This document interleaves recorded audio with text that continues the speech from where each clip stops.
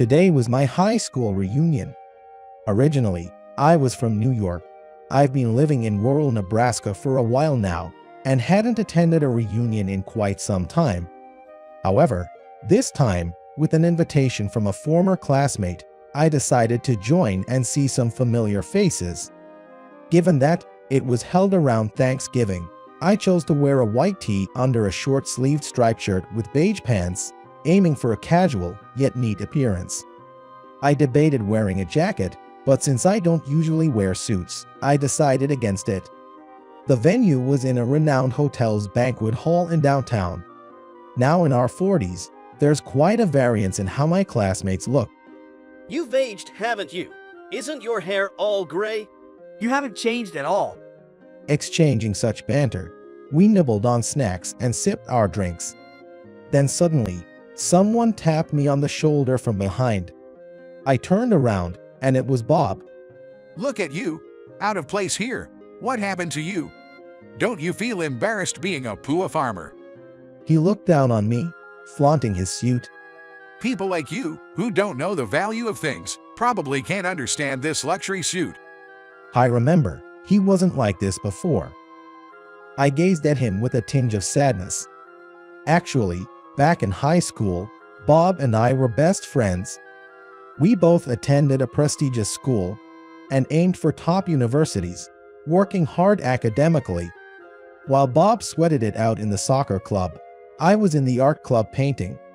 I favored landscapes over portraits, especially painting wildflowers and plants over beautifully arranged ones in vases. Although our hobbies and tastes differed, we used to hang out together on weekends and often visited each other's houses.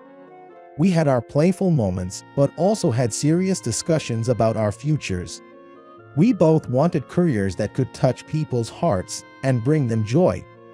To widen our career choices, we first need to get into a top university. David said, and I nodded in agreement. Later on, we both successfully got into the same university, and then our goals shifted to securing jobs in top-tier companies. We believed that working for a top-tier company would enable us to influence more people.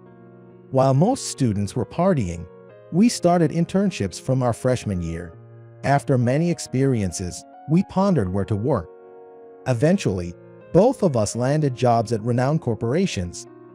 As a new employee, I was eager to learn, embracing tasks like photocopying and document organization, and I began to find joy in my job. For the first 3 years, I gradually got assigned more responsibilities and found the work fascinating.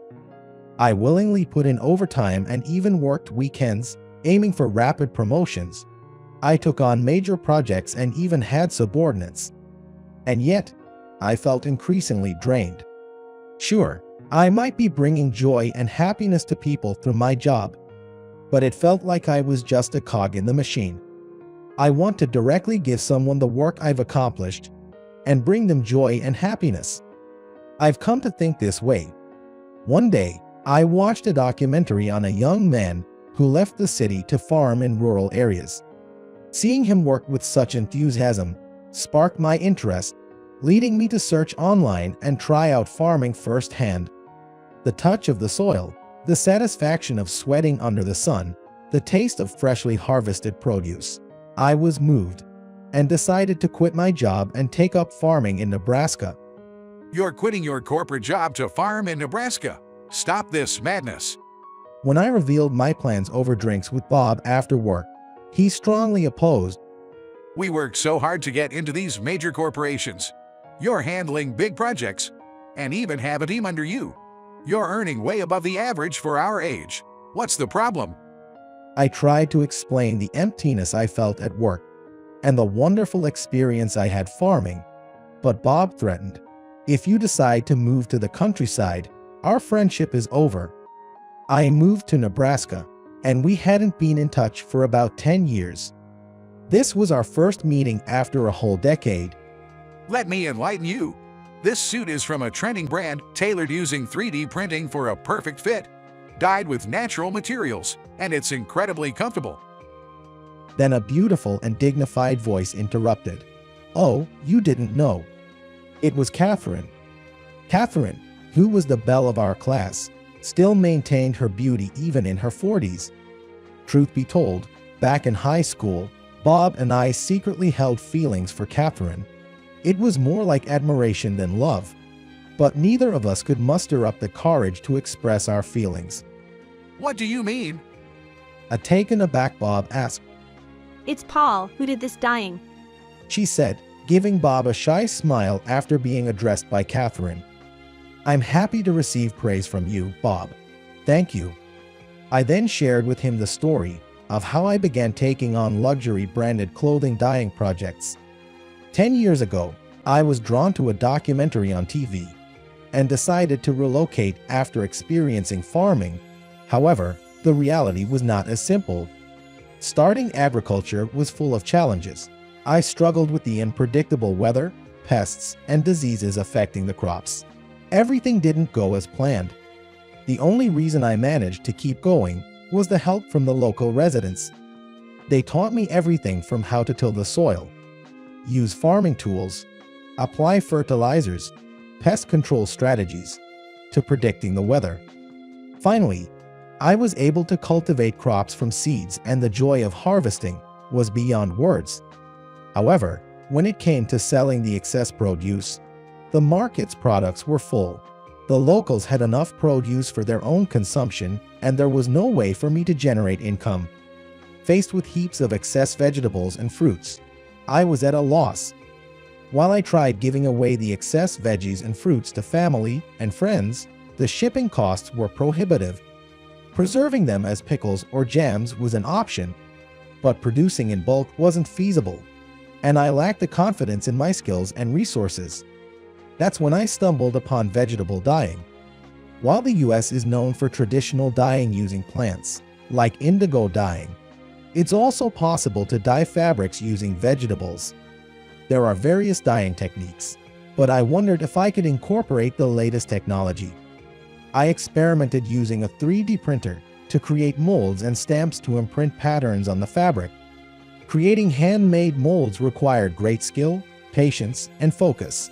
If I messed up once, there's no redoing it.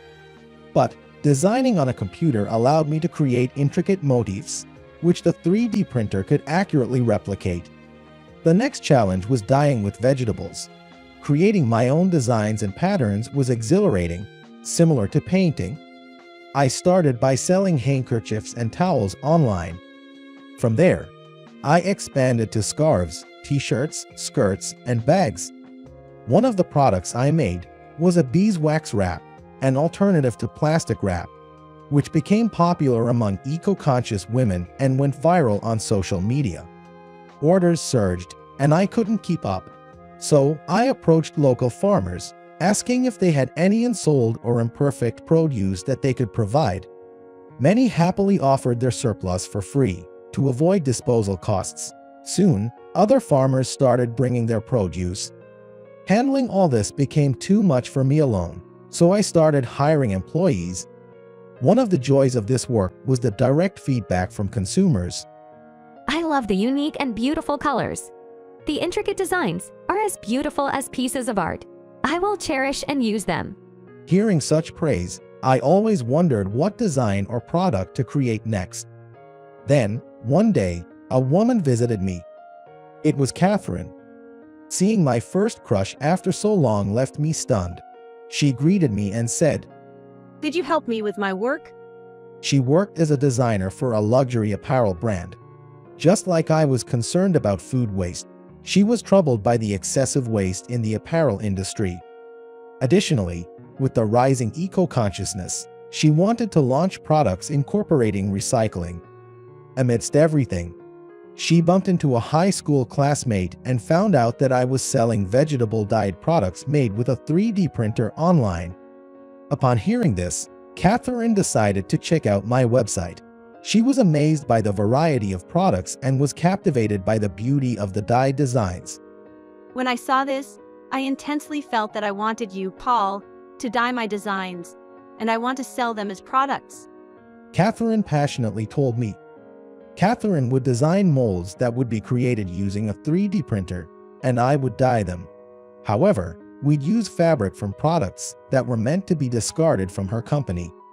As a result, we couldn't mass produce due to the limited fabric, but since we'd used a 3D printer to create patterns tailored to each customer, the clothes would fit like bespoke garments. I was intrigued by her proposal and promised to collaborate. Catherine decided to stay over to observe my workspace and even join me in the vegetable dyeing process. I also taught her how to use the 3D printer since she had never used one before. I had dyed various garments before, but she wanted to make suits. By wearing suits dyed using discarded vegetables and fruits, we can contribute to eco-friendliness and recycling. It also adds value, as it portrays the wearer as a conscious individual. I had started dyeing simply because I felt it was wasteful to throw things away, but I was struck by the realization that some people wanted to buy such products to be perceived as conscientious. Nevertheless, I felt that this system of repurposing discarded clothes, using discarded vegetables and fruits for dyeing, and revamping them into new products was commendable. If you're okay with me, I'd definitely like to help out with your plan. To my response, Catherine gave a warm smile. There were numerous challenges to overcome before the product could be launched, but my past experiences working in companies and farming came handy. In essence, no moment had ever been wasted. The suits we created were widely advertised through shows, magazines, online platforms, and more. They were tailored to fit perfectly like bespoke clothing using the 3D printer. They were suitable for business and exuded sophistication while showcasing Catherine's distinct designs. But above all, the initiative to reduce clothing waste and combat food wastage resonated with the elite, wealthy individuals, especially those with a high consciousness about recycling. Catherine's designs became an instant hit, not only on social media, but it got coverage in magazines and news as well, so expanding our customer base. That's probably how Bob came to know about and purchase the suit. And without realizing that Catherine and I had a hand in creating the suit, he boasted about it as if it was his achievement. I had no idea you had achieved so much. In response, I said, I just wanted to bring joy and happiness to people. Hearing that, Bob suddenly looked up, reflecting on his past. Back in high school, I had the same dreams as you. At what point did I stop having those aspirations? I became fixated on climbing the corporate ladder, just wanting to be recognized by the company's top brass. He then smiled ruefully. All this while, I thought you had changed, Paul. But it seems I'm the one who changed. I looked Bob in the eyes. Staying committed to the same company since joining is commendable and deserves respect. Back then, I didn't want to be just another cog in the wheel, but without every single cog, the machine wouldn't run. That's something I never realized. Bob looked back at me and apologized. I truly regret having looked down on you, thinking a farmer is inferior to a corporate worker, and selfishly cutting ties. I lost a valuable friend. I extended my hand, saying, well, why not start over from here? And we shared a warm handshake. This suit has the best color combination I've ever seen. Bob complimented the suit, and I smiled. A few days later, Bob visited with his wife and kids. The two elementary school-aged kids experienced harvesting for the first time and even helped with vegetable dyeing. Look, Dad, I found a really curved cucumber, and it's prickly. Look, I dyed this handkerchief. I'm going to show it off to my friends at school. Hearing their excitement, Bob smiled gratefully. Thanks for giving my kids such a precious experience. Let's get lunch started. I've made something delicious. Catherine called out. As our relationship developed through working together, we were drawn to each other, leading Catherine to move in with me. She continued her designer work from home while also assisting me in farming and dyeing. I want us to create things that will touch people and bring happiness. I plan to propose with those words.